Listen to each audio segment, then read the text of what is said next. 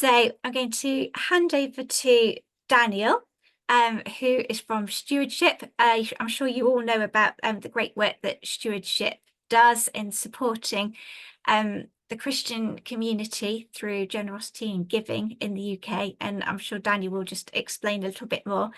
And I expect you've all read the report that we were so interested to read, and there was so much discussion that went on about it, and we were all asking questions about it. That's why Daniel has come here today to answer some of those questions. And I think one of the big questions we were asking was about what it said about younger donors, and one of the things that I've been noticing recently is about how younger donors have been and younger Christians have been appearing in all sorts of different research publications recently, and there really does seem to be something changing and moving there. And so, yeah, we're all excited to explore this area more. So, yeah, over to you, Daniel. Wonderful, thank you. Lovely to see you all. I say see you all, I'm just fiddling with some views here to see if I can actually see you all in somewhere or other while I'm talking. It's a pleasure to be with you all. Again, apologies that Elizabeth couldn't be with us today. But hopefully if you've got lots of other questions that you'd like us to follow up on, I'm sure she would love when the time is right to either come back or to be able to engage with you directly one-to-one on any particular points around the research that we've launched. I'm conscious that many of you will have seen this before, so I'm not going to try and do a big detailed run through things. If you attended the launch event or if you were at the Faith and Fundraising Conference, some of these slides will feel familiar, but I've also tried to put a few extra pieces in here. And I think some of the questions we had ahead of time related more to how does this relate to stewardship? And so there's a couple of extra slides specifically addressing that as well. So the starting point, I guess, is why a generosity report in the first place. Stewardship's vision is for a thriving kingdom economy where God's people steward resources generously to advance the gospel. And as we started to really reflect on what that vision could look like and what that would look like for stewardship, we realized that there wasn't really a good, robust way of tracking Christian generosity and giving in the UK.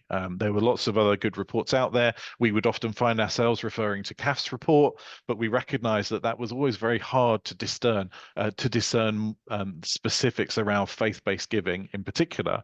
But obviously from a stewardship perspective, we recognize we're serving this wonderful niche, and we often struggled to find data points that really related to our experience of Christian giving.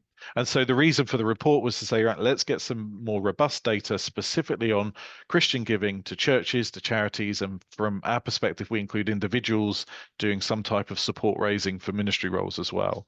And what we wanted to do was understand the mindset of Christian givers, try and understand more of the distinctives, where there might be distinctives, and also look at what some of the underlying beliefs and attitudes are that shape giving, as well as motivations to either start giving or to stop giving as well. So this is the second time we've done the research. We published the first report last year, and then in February this year we published the second. We increased our sample size this time, so you'll see I'll touch a bit more on the specifics in a minute. 6,000, just over 6,000 were polled in the big survey. And this survey was done last September. So last September was when we did the initial survey. We published the results in February. I'm going to just run through some of the key findings. Like I said, I won't touch on everything. Hopefully you've had the chance to pore over the report. And if you've had the chance to look at the report, what hopefully you've also found at the back is a lot of data tables. We've wanted to try and be as transparent as possible and share as much of the information so people can get stuck in. So I would encourage you, if you haven't already had a look, then feel free to dive into the back of that. So let's just take a quick look in terms of some of the methodology. Like we said, 6,000 people were surveyed.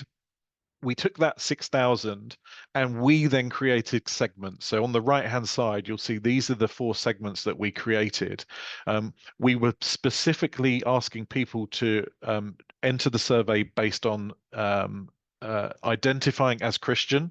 What we then did based on their answers is then qualified that based on some level of Christian practice. So you'll see we had these four categories.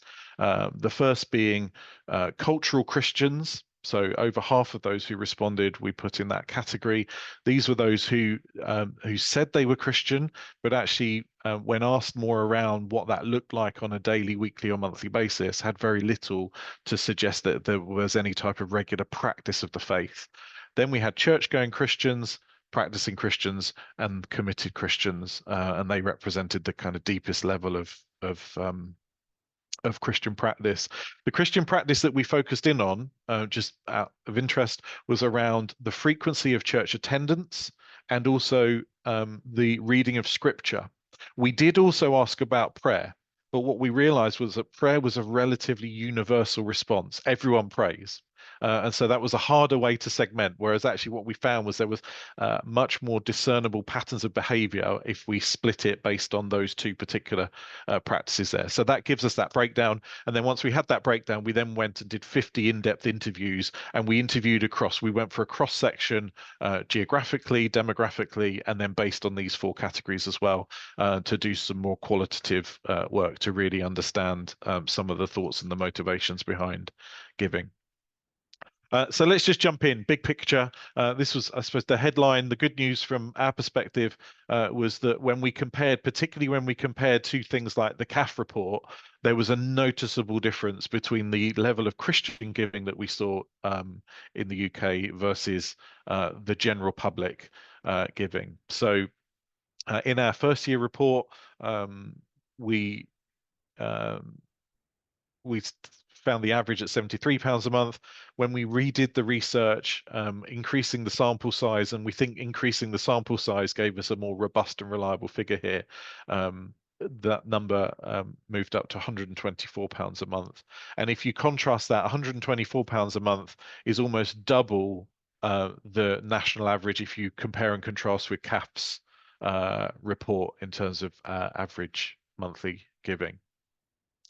But you see the challenge that we set ourselves strategically and missionally as stewardship, because we believe that there's the potential for Christians to still give a lot more than that. And this big pink bubble, the £236 a month, that represents for us what we think is the potential for Christians on average.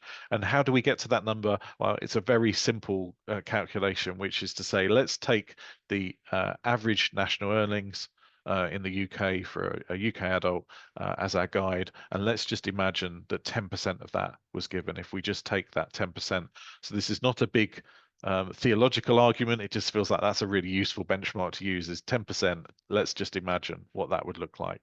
And so we see, yes, there's cause for celebration. Christians are giving more than the national average. There is something about the Christian faith that provokes, prompts, and inspires and encourages people to give more and to give generously. But we also recognize that there is still a lot more potential for Christians to really be released into a life of abundant and thriving generosity. If we break that figure down, that £124 down, I suppose the interesting first breakdown is £98 of that a month is going to Christian causes, churches, Christian charities, or individuals in Christian work. The balance, £26, is then going to other more kind of general or secular causes. Another way to think of that is for every £1 given by a Christian, 79 pence of that is supporting some type of Christian activity, and the remaining 21 pence is going to other good charitable causes that represent the passions and the interests of the Christians giving it. But you'll see this other piece that on the right-hand side, the big yellow blob of encouragement, which is this £314 a month. And this was the thing that really stood out as we looked at the different segments. We introduced a fourth segment, which was what we described as the deepest level of faith practice, those people who were in a weekly rhythm of reading scripture, being part of their local church, because the average giving by that group was £314 a month.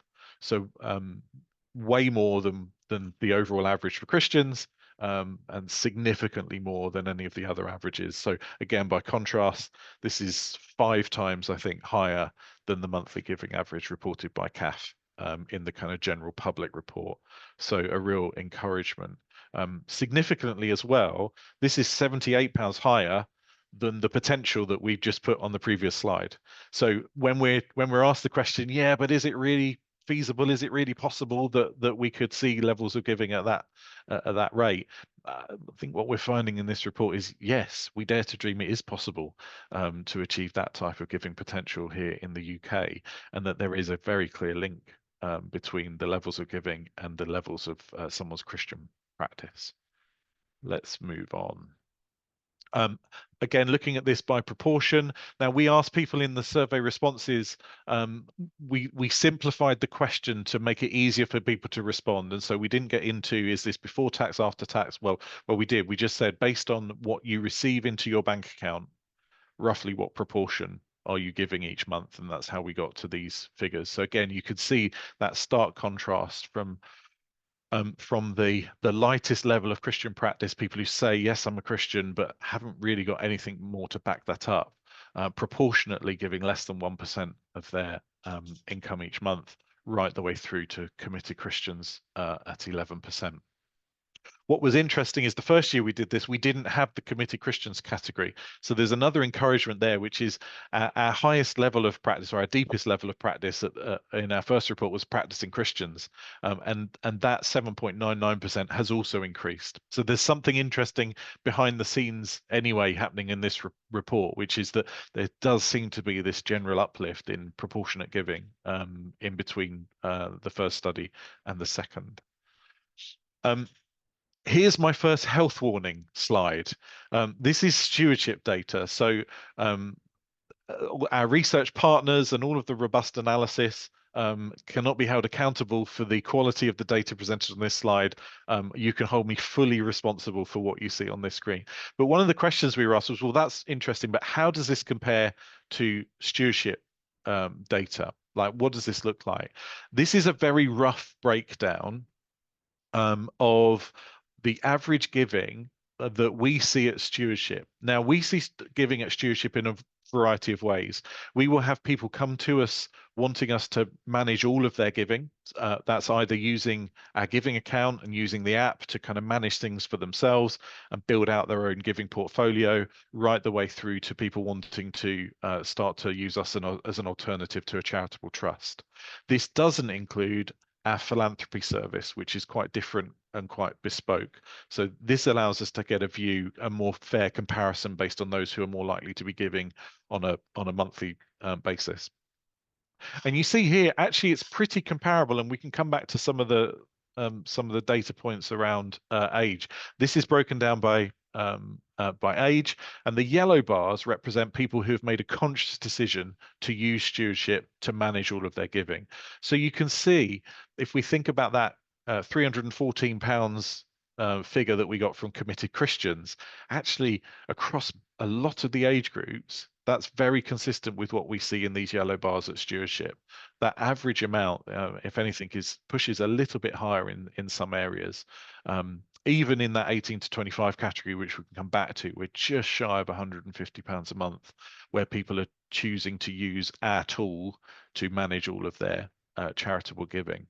And then in addition, the pink bars, these represent people who come to the stewardship platform to just make one particular gift. That might be because it's their friend doing missionary work, or a UCCF relay worker, or whatever, whoever they might be.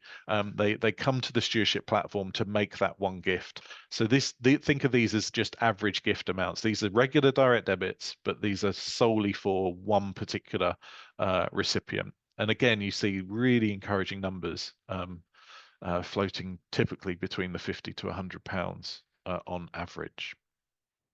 Let's move on. So in our key findings, and I'm not going to go through all of these, you'll have seen in the report already, we break this down into a number of key findings. and we kind of group these together across these three areas. First, the role of active faith and the role that that plays in determining someone's generosity and their giving practice. Then the habits that Christians in particular get themselves into with regards to their giving.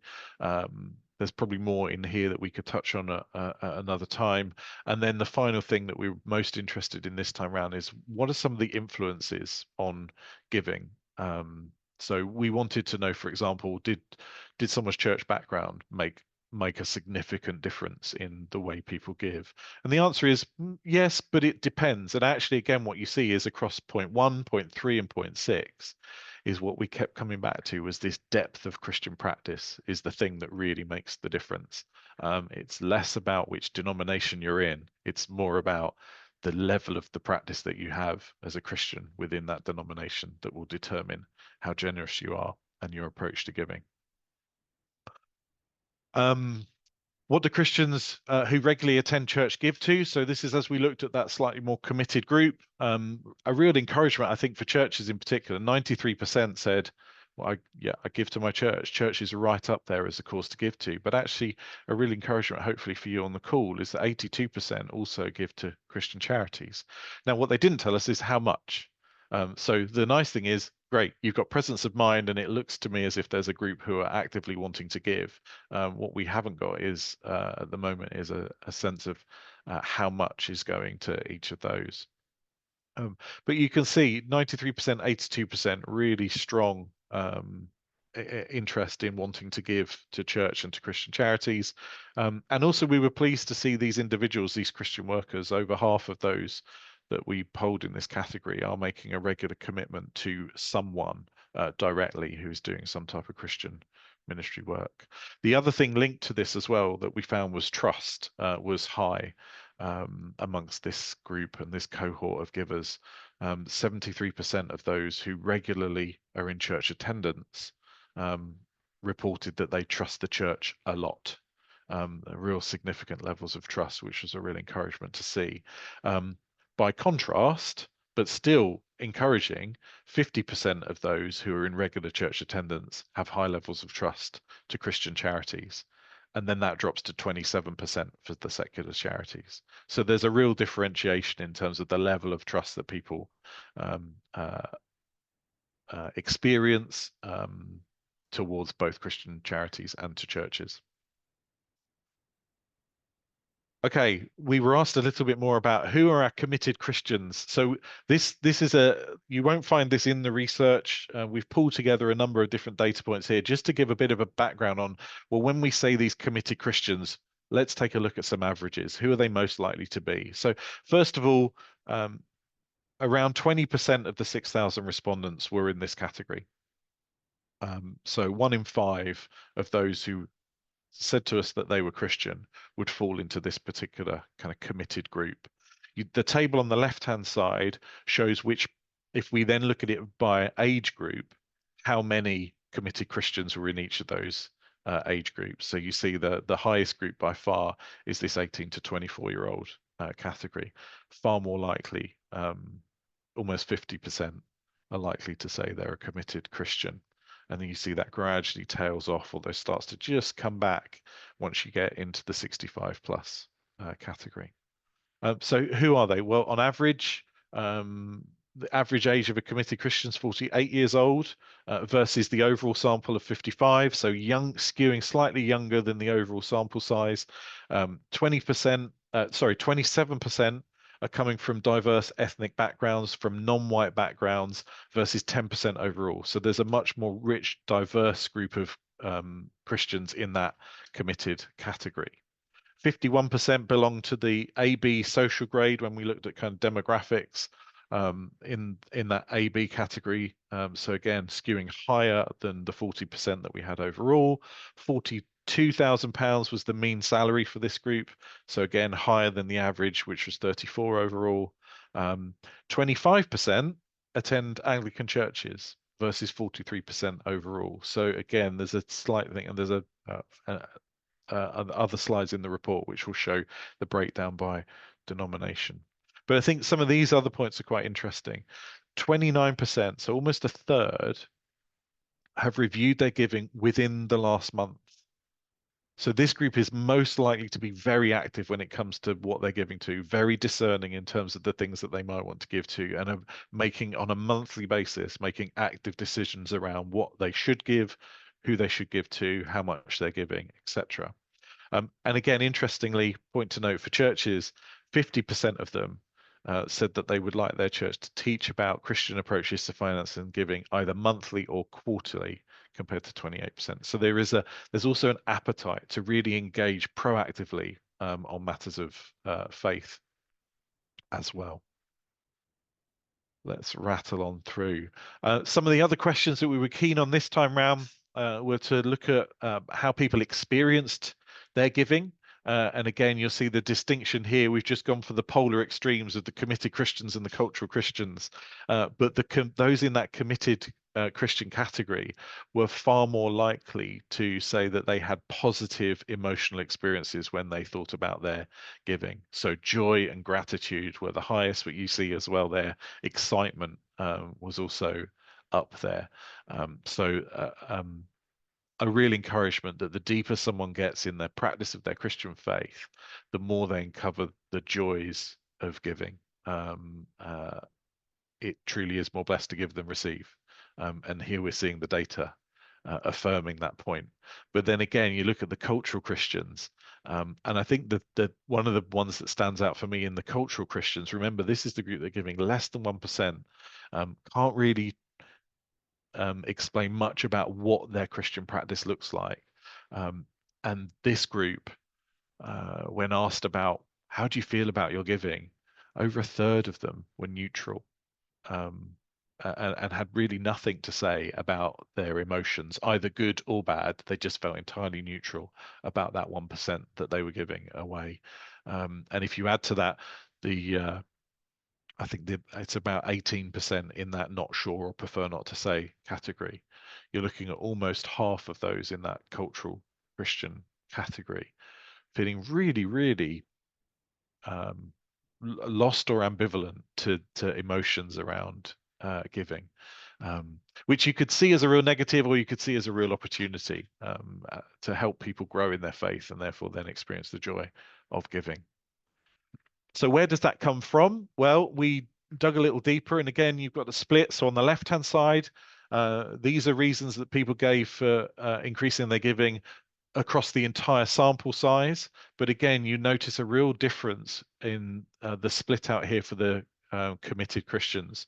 So the top 5 responses here on the left felt, in some cases, felt quite similar to other research you might see from without a faith perspective, feeling part of something that can make a difference, having an impact, see how my money could be spent, feeling grateful, see the impact it would have on my community, having a direct personal connection to the cause. All really good, valid reasons. But then when we flipped into the committed group, the starting point, a third was saying, actually, I'm really grateful for what God's given me. Almost a third specifically linking their giving to the faith that they have and the grace that they received in what Jesus did on the cross. Very pertinent for having just come out of the Easter weekend. And again, almost a third feeling then that they could feel that they could make a difference. So some really powerful motivators there as to why people might want to give or increase their giving. Let's move on to some demographics. So this proved to be what I describe as my Marmite slide. This was the moment that we started to talk about 18 to 24-year-olds as being slightly distinct, well, more than slightly distinct. So this is what we found in the polls that we took. This is proportion of giving, and the 18 to 24-year-olds that we spoke to stood out on average. 10.5% was the average proportion in terms of the giving that this group were doing, far exceeding gifts made from others. And then when we looked at the average total monthly gift, when we looked at the totals that people gave us, that 18 to 24-year-old category were also outstripping others in terms of the the total value of the giving as well, £262 versus £50 for those in that 55 to 64 category. What was fascinating as well is the role that church played in the mindset of 18 to 24-year-old Christians. 80% of that cohort gave regularly to their church and said church was the most popular cause that they chose to support. So probably reflects a little bit this maybe where we see some of that denominational influence creep in around giving to church first and then the church gives on. And actually the amount that was given to church was also really interesting. £98, just over £98 from that group was the average gift given to a church. So we haven't got long, so I won't dive into too much of this, but again, what we saw as we started to explore this group in more detail, typically what I'm describing as generation generous come from more diverse backgrounds. 36% of those in this group come from ethnic backgrounds other than white. So it was the highest proportion, more likely to be city-based. So 20% of those that we surveyed, for example, were in London, which was over the average. The most dominant denominations in this group were Roman Catholic at 28% and Anglican at 23%, but they also were more significantly representative of the independent church group, 6%, and Pentecostal at 12%. So there's a far greater grouping in the independent and the Pentecostal group, which we think has had an influence to some extent on levels and practice of giving. But crucially, 45%, as I've said before, were identified as committed Christians and were in that committed Christian group, compared to only 15% in the cultural Christian group. So there's something very definite, and I think this is what we see come through now in some other reports as well, that in that cohort of 18 to 24-year-olds, that younger generation, it takes a lot to say I'm a Christian. And when they say they're a Christian, they really mean that. And therefore, then they back that up with all of the practices that go with that. Let's move rapidly on. Couple of slides just to bring us to a close. So how does that compare? So we just pull this apart. So in terms of the monthly proportionate giving level, 14% was the most committed group in those 18 to 24 categories. So that's the highest amount that we saw in terms of proportionate giving versus 6% for the 55 to 64-year-olds. And one of the things that we found most interesting was that in this 18 to 24-year-old category, one of the reasons that we believe that that proportionate number is much higher is because across all areas, 18 to 24-year-olds were giving. So if you take a look, 25% were giving but at irregular intervals. That plays against 23% of 55 to 64-year-olds giving at irregular intervals. 45% of 18 to 24-year-olds, though, are giving regularly. They're in a habit of giving regularly versus only 22% of those in the 55 to 64-year-old group giving regularly. But then here's the interesting thing. When you look at that whole set of 18 to 24-year-olds, 26% said they don't give at all. 57% in that other category. So there's something around that age profile and the classification of Christian discipleship that makes a big difference here. And so we think the reason that this is skewing higher is because actually every way you split it, those younger Christians, however they identify, whatever stage they're at on their journey, are making decisions to align their faith and their finances. Just one more to close. We had this really interesting question, I think, in the spreadsheet, which was how big is the 18 to 24-year-old market? So again, health warning on this one. This is some back of the envelope calculations, but if we look at it a few different ways, we get to something I think quite interesting. So first of all, if we look at the census data, 46% of adults in the 2021 census identified as Christian, right? So 27.5 million. Within that, if you look at the demographic breakdown, 31% of those in the 16 to 24-year-old category identified as Christian. Which means overall, if you then look at the overall census, around 3% of the population were in the 16 to 24-year-old category and said that they were a Christian. And so by that rough estimation and calculation, that would suggest that there's around 2 million 16 to 24-year-olds who have ticked a box on a census and said, yes, I'm a Christian. So then let's sense check that. Well, on the right-hand side, I'm sure you may have seen the Quiet Revival research from Bible Society.